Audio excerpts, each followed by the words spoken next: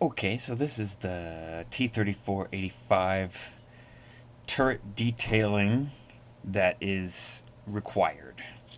I mean, you can stop anytime you want, but this is what I recommend.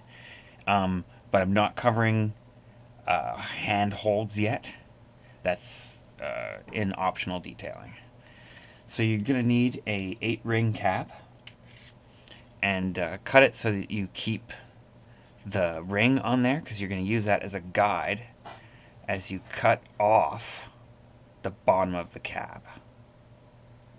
So just kind of slide your blade along that ring, and then just switch sides as you start to get towards your finger, and that should give you a fairly even and large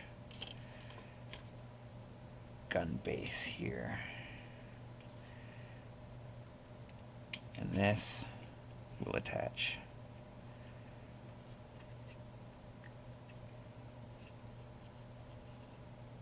to the gun.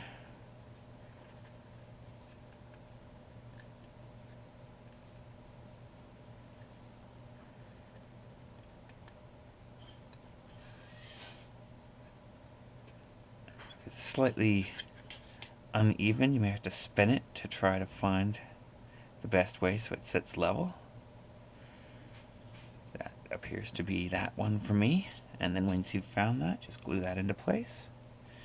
And you want to fill any gap between it and the gun there with glue as well. And you may have to do that a couple of times before it really looks like it's fitting level and true, because you don't want it to look hollow in there at all.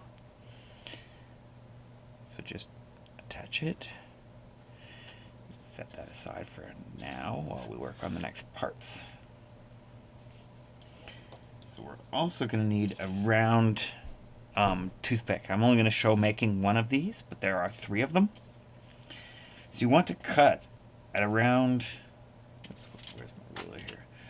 Around 1.5 millimeters in length. And I know that's ridiculously small, and I'll show you how to make the piece not splinter on you, because that is generally, if something goes wrong now, that is what goes wrong. So once you've got your measurement, make sure you're cutting straight, and then just keep rolling it under the blade until it pops off. You should get a fairly flat surface that you've cut to and not have to trim it much, which is a chancy proposition with such a small piece.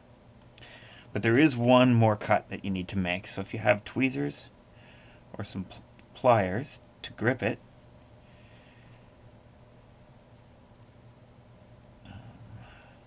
usually recommend gripping it by the flat, the bottom and the top, and just leaving a little bit exposed. You want to just carve a bit off one side so you have a flat edge. And that flat edge will be the front of a periscope. So hopefully it's rounded and then flat on one side. And so we're going to install those on the periscope symbols here.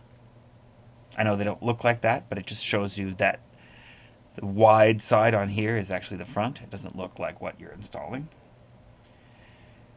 It's just a symbol showing where they, standard symbol showing periscope orientation.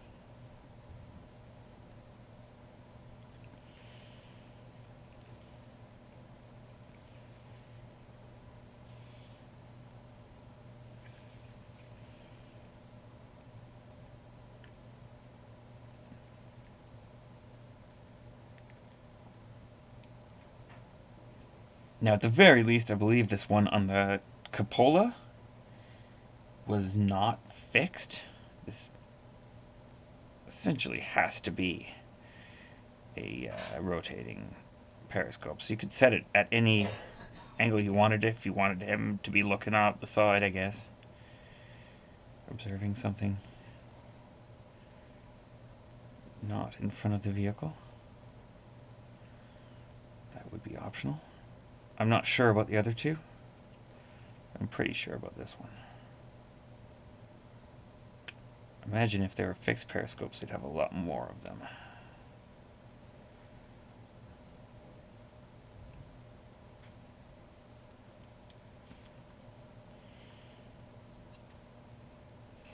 Okay, and so once you have those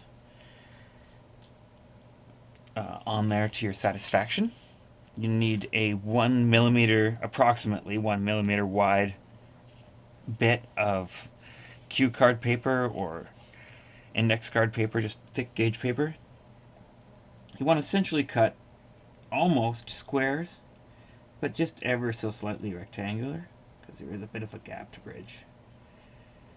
And I would use scissors to cut the length of it, but so that you get your pieces square that you're cut, and they're so small it's really hard to get them square looking with your scissors, so just use the blade to make them. It's a bit easier.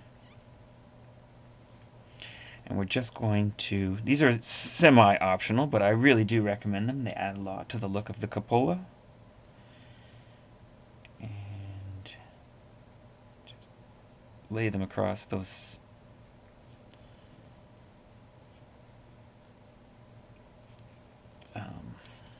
hinge symbols there on their cupola. And like I said, this is semi-optional. If you're not going into the heavy detailing, then I wouldn't really bother with these, but it does look nice. Alright, and so if you're not doing handholds, I would now cover the whole thing in several layers of 2-to-1 glue. Once these are set, use 2-to-1 glue several times on the whole turret, just to make everything hard and take glue at the same rate, like between the plastic bits and the wooden parts and everything. Just it makes everything it'll fill some of your gaps and stuff like that. If you're not able to fill them with several layers of glue, you might want to throw some patches on there, but generally you can use glue, and then when your paint, you just fill those right up. So that's essentially the turret complete. Handholds is a different video.